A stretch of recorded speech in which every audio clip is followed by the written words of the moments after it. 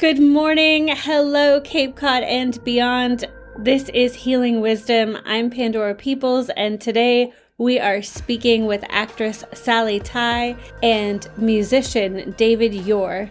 They'll be reading What to the Slave is the 4th of July. It's a part of the Reading Frederick Douglass Together series from Mass Humanities and Belonging Books, presented by Wellfleet Preservation Hall. That's happening Thursday, November 13th at 6 p.m. We'll also be speaking with actor Rod Owens about his show Come Here, King Lear, happening on Friday, November 14th at 6 p.m.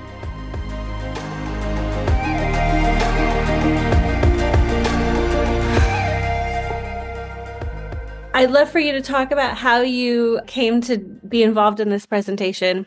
I will defer to Sallie first. Thanks, David. Well,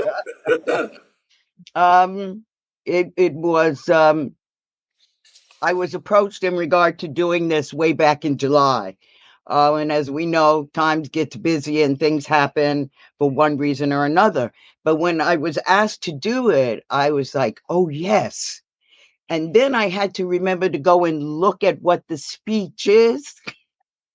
And it's only about 20 pages. I'm exaggerating, but it is in the book that I have. It's quite long. And I said, oh, my goodness, how are we going to do this? It's important to get it out there for people to know about it, constantly getting it out there for people to know. And that's why I'm involved this late in the year. and the reason I'm quite involved is myriad reasons. I think it is profound that we read his words from over 150 years ago that are really relative today, even more so. They're so important. I think it's important that we have this part of our history when it's being stripped away.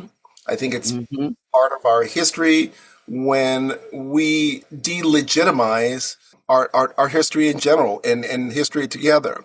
Frederick Douglass, we all know, was born a slave and attained such a great level of education and intellectual just wonderfulness. He really turned our Constitution into sort of a platform for righteousness and equality and a whole bunch of other things, and that was just wonderful. So I had to be involved with this, and as an aside, you know, I'm a jazz violinist. I'm a violinist. I teach at the New England Conservatory of Music, which is where he went to school. You know, Frederick Douglass was an amateur violinist, and his grandson was a world-renowned violinist. So the musical connection is obviously there, and I had to follow the lead. How cool is that? And as a musician, do you read his work and think that there's a kind of either lyricism or that there's musicality to it? I don't think anyone speaks like him or thinks like him, and that's a shame. I mean, this was beyond poetry, and it was life. It was very dense in its meaning. I mean, there weren't necessarily a lot of double entendres or anything like that, but there were things that he would point to, making sure that people knew the depth and the weight of his words. So words are wonderful, you know, even as a musician, you know.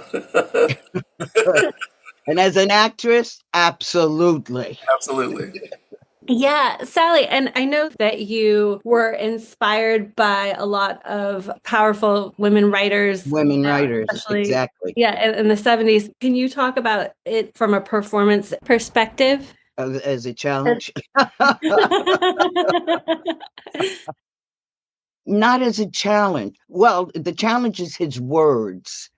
Oh, my goodness. As David has said, his words were beyond. I was like a child looking in my thesaurus and my dictionary and looking at these words that I'm like, holy crap. He said that in when? 18 what?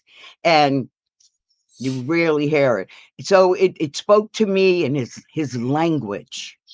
It spoke to me, his depth of what he was saying.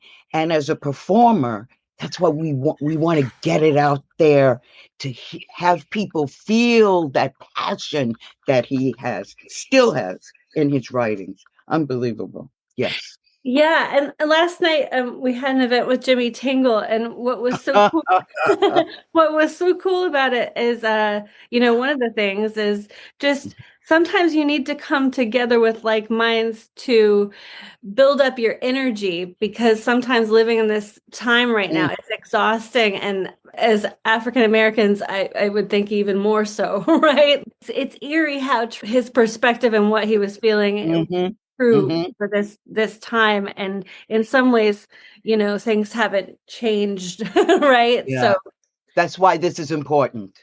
Yep. And as much as we can do this, we have to. We right. have to come on banging those drums every day. Right. This is about not merely being present, but being overtly present and making our friends or frenemies. This is really another moment of discomfort that has to be discussed. It has to be talked about. It has to be done publicly. It has to be done vigorously. And I think the more people that we engage, the more movement we'll have. After this administration, this I would call even more so a regime is trying to strip away our gains since the Civil War, since before since slavery, revolutionary. Yep. Not only that, they're trying to make us invisible or unseen and unheard and diminished. If you thought we were marginalized before, this is really serious. So this is our quest. I mean, as Black people, we really don't have a choice in this, and that's unfortunate. But what we can do is get everybody around us to sort of show the way forward. We really want to push this. We want to make sure everybody's conscious and basically woke. Okay. That's right. No be sleeping on the job here. Can't be sleeping, right? Exactly. And there's something very powerful and about just coming together, right? Like the more that if people let themselves get so alienated that they feel defeated, and if they become so introverted, like alone time is important, but it's I feel like it's really time for people to spend more time together. Yeah. Education and history are power. They are power, and we cannot relinquish that for anything. It's got to be unadulterated, unfettered truth, just unfettered, all the way. That's awesome. Right. Wonderful. Well, thank you so much, David Eure and Sallie Tighe, for being with us today on Healing Wisdom, talking about your upcoming performance, a Frederick Douglass Reading Together event happening at Wellfleet Preservation Hall the 13th. That's Thursday, and that's at 6 p.m. So be there or be square. Looking forward to seeing everyone. Thank you. Yes. Thank you.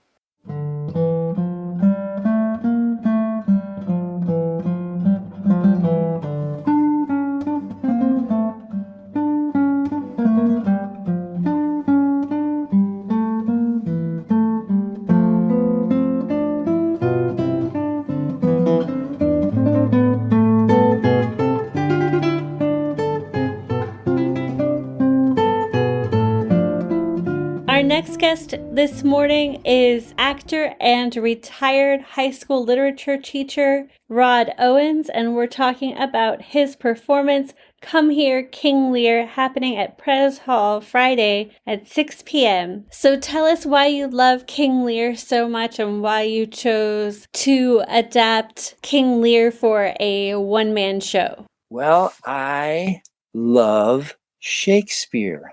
And when you had actually asked me that question yesterday, why Shakespeare? And I was thinking a lot about it. And it's because he's the man in terms of, I used to do sales training years and years and years ago. And I took a survey of all of the best salespeople to find out what they were doing that was different than what the regular, average salespeople were doing. And it turns out there was this guy named Sal, who was one of the best, made quota every year. And I was interviewing him, and he said, "It's everything. I have to do everything, take care of my files, take care of my notes, make personal contacts, do follow-ups." And I realized that the best people in any profession, I think, at least this is my big realization, kind of do it all. Shakespeare does it all. Not only does he have, well, the plots are interesting. Most of his plots he actually stole or borrowed from other folks, but he changed them in ways that made them even more interesting, even more powerful. But it's not just the plots and his going back and forth from one scene to another and keeping us on the edge of our seats. The characters, not just the major characters, but even the minor characters, are interesting. They have their own unique voices. And of course, the major characters go on these, reels of exquisite language, just where you're not going to hear this type of language every day. And I guess it was when I was teaching Shakespeare, 10th grade Romeo and Juliet, 12th grade Hamlet down at the Harvey School in Westchester County, New York, from 2000 to 2015. And the kids would follow along. We'd read the play aloud in class, and they would actually be following along, even though A, they didn't always do that, definitely, and B, this is hard stuff. Shakespeare is not easy. It's, language used in different ways than we use it now. But they were, I believe, entranced by the sound of the rhythm of the words, as well as the interesting words that Shakespeare utilizes, the poetry that he utilizes. So when I retired from teaching, I was going to be doing more music, couldn't find a gig, but I decided to try out theater. And the first play I was in was actually up in P-Town. It was called The Dresser. And I had a small part, but ironically, it was a part from King Lear. And now here I am, 10 years later, and I'm doing King Lear because it's so freaking powerful.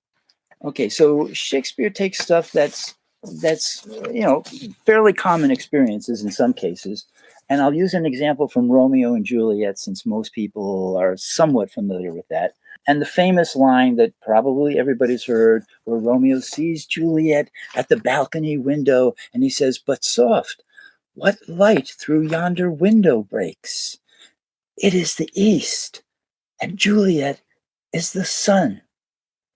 Now, what's he saying there? All he's saying is, "Holy crap, look at that girl. Man, she is hot." But that, the way I just said it, doesn't seem to have the same effect because there's sort of hidden or suggested meanings in the words he chooses and the sounds that he uses as well very often. So, what light through yonder window breaks? It's not just the girl he's seeing, but it's a light. It's a change of his environment. It is the east, and Juliet is the sun. Well, what does the sun do to us every day? It wakes us up. It brings us to a whole new day, a whole new world. And in those two lines, that's what Uncle Willie is saying there via Romeo. And then there's one of my favorites is later in that speech where Romeo is still looking up at Juliet, and he goes, "See how she leans her cheek upon her hand? Oh, that I were a glove upon that hand, that I might touch that cheek." Holy crap.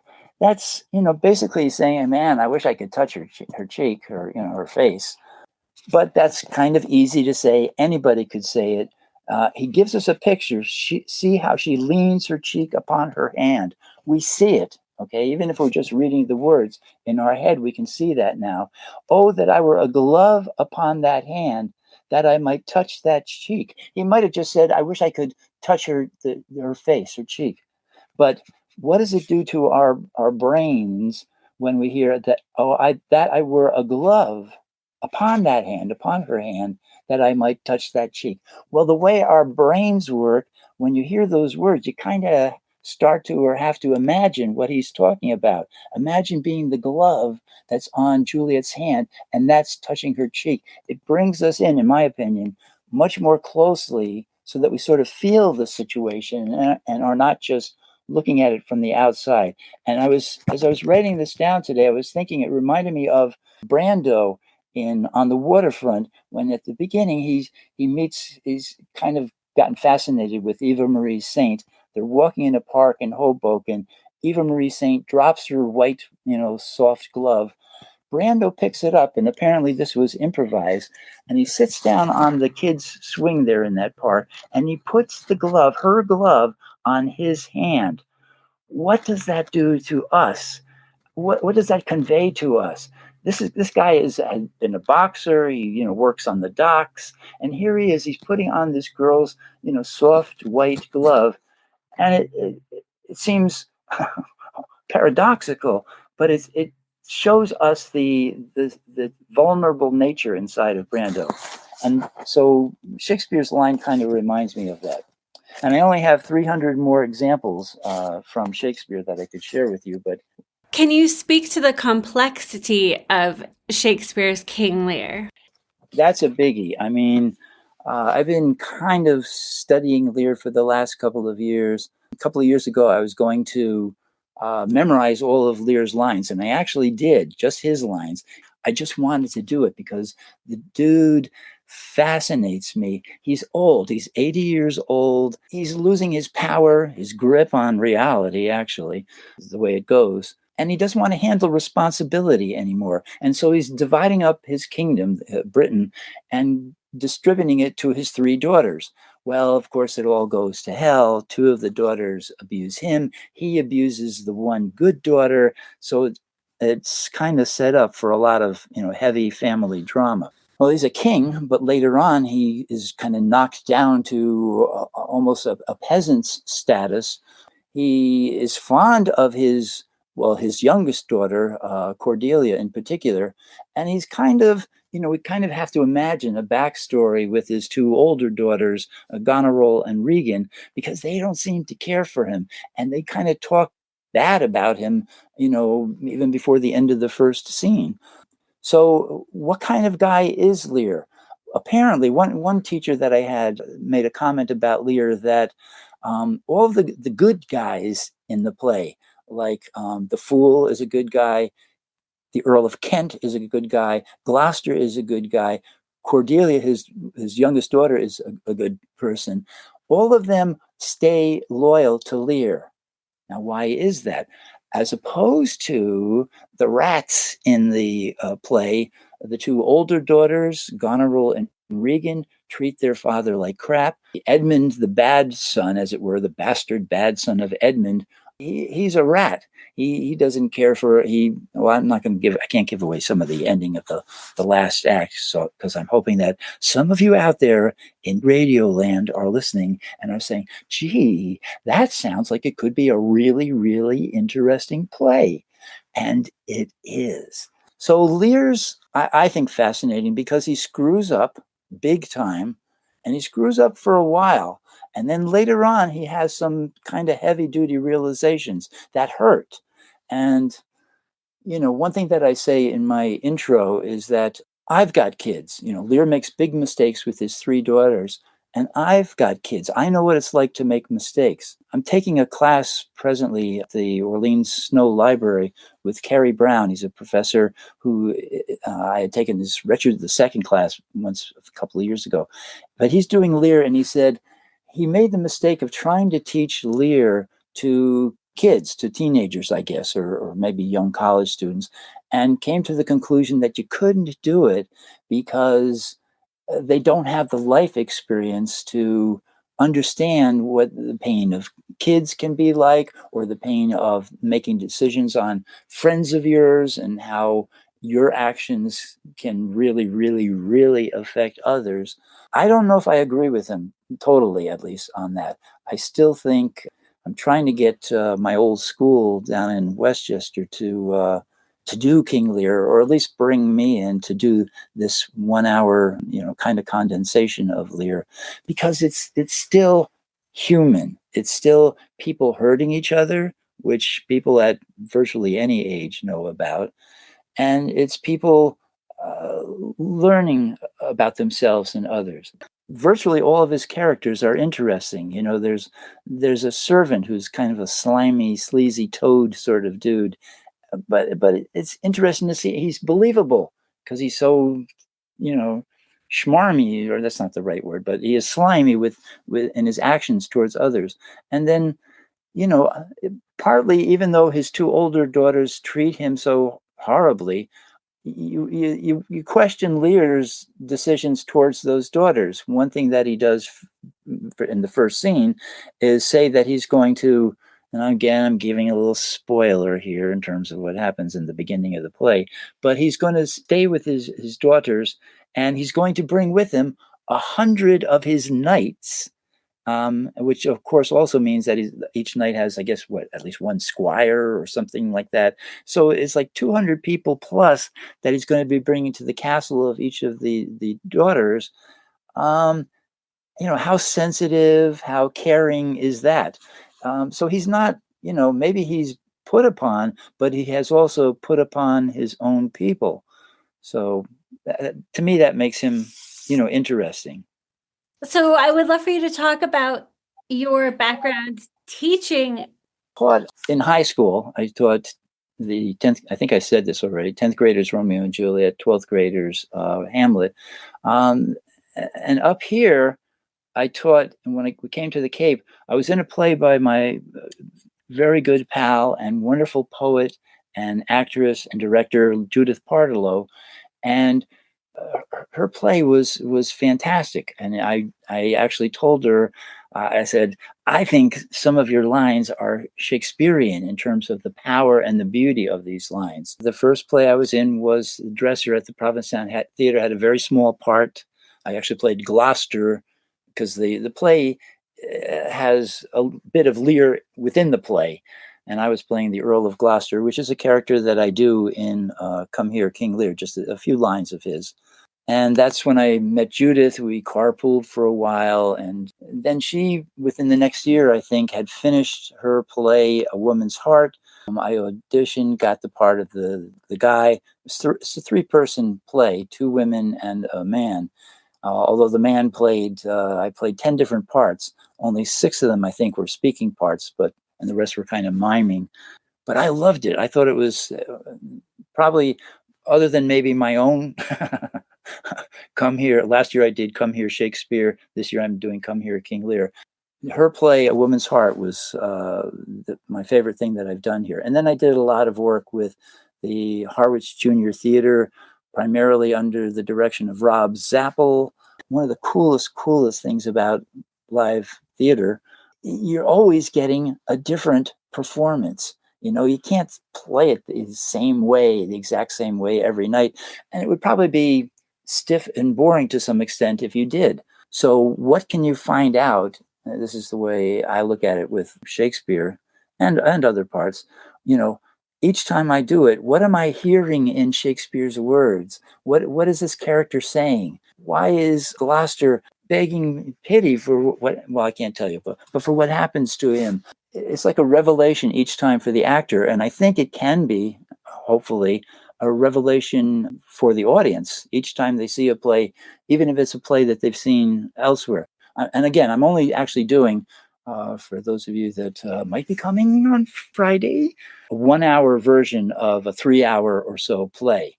I cut it down because I can't do all the parts. I do primarily Lear and then a few other characters whose lines I toss in, to help create some tension, some dramatic tension, because there's a fair amount of that in the play. I mean, it's a play of hostilities, anger, hatred, in some cases, reconciliation. In some cases, there is a reconciliation, but not in others. So it's a great play. My show opens with, when we are born, we cry that we are come to this great stage of fools. Now, what's he saying there? It's a big line, and he actually kind of does like a magic marker highlighter over it because he sets it up. He's, says something about, the first time that we smell the air, we wail and cry. And then he says to Gloucester, I will preach to thee, mark, which is the way, what he's doing is he's telling us, the audience, listen to me. This is an important point I'm going to say here on preaching. And then he says those famous two lines, when we are born, we cry that we are come to this great stage of fools. I love it. I love it. Would you describe Shakespeare as a spiritual and creative muse? He and Bob Dylan are like the two guiding lights for me in terms of the use of words. And how about you? You do art, don't you? I do, yeah. So I used to try to call in Billie Holiday and Nina Simone before I'd sing, and I would pour a little libation for them at Dia de los Muertos. I think it's nice to honor not only your own ancestors, but the ancestors of our collective cultural legacy. Lately, I've been inspired by the seasons and by animals, particularly endangered animals, and also inspired by the stories of love and loss that I've heard over the years from my clients, and really calling in the emotions behind those stories and honoring their experiences. And I also like to call in the spirit of Brazil in the bossa nova music that we're doing. So I think about the sunshine and the flowers and the ocean and the spirit of the music and the people. So those are my more current muses.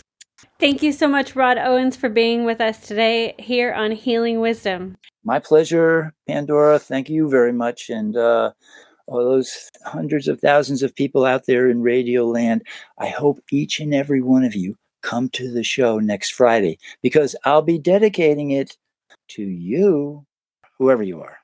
Pandora, you and everybody else out there. It's going to be a good show. Folks can get tickets at wellfleetpreservationhall.org. See you there. You've been listening to Healing Wisdom. All of our shows are podcasts on Apple, Spotify, and wherever you get your podcasts. If you haven't already contributed to the WOMR Fall Pledge Drive, consider giving a donation. You can go to WOMR.org to donate online. We're going to go out with a song from Mormorosi, Chohopole Porchornillo.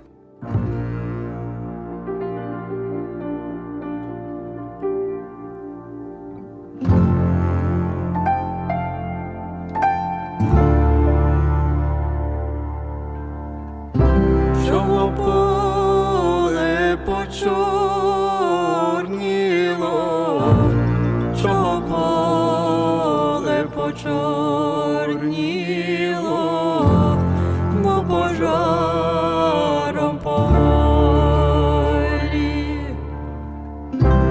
На пожарі стоїть камінь, на пожарі стоїть камінь, на камені сидить сок. Прилітає соколиця, прилітає соколиця.